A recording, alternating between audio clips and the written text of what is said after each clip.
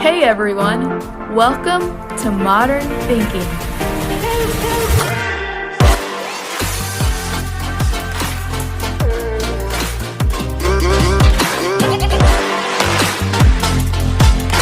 If you're looking to invest but just don't know where to start, well, you've come to the right place.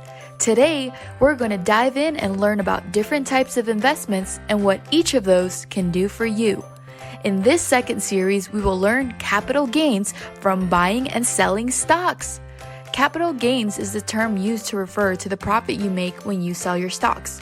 For example, if you buy 100 stocks of stock X for $5 and it goes up even $1 all the way to a whopping $6, that means you just made a profit of $100. If you choose to sell your stocks with that profit, then that is considered your capital gain dollar amount. Why is that important? Any profit you make from anything is added to your overall taxable income.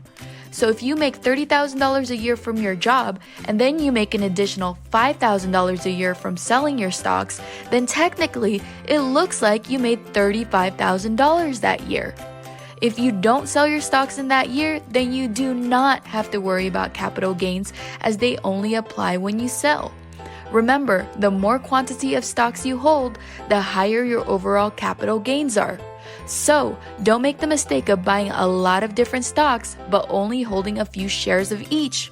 Do your research and pick a stock that is moving up in value and credibility and build on the quantity of shares you own.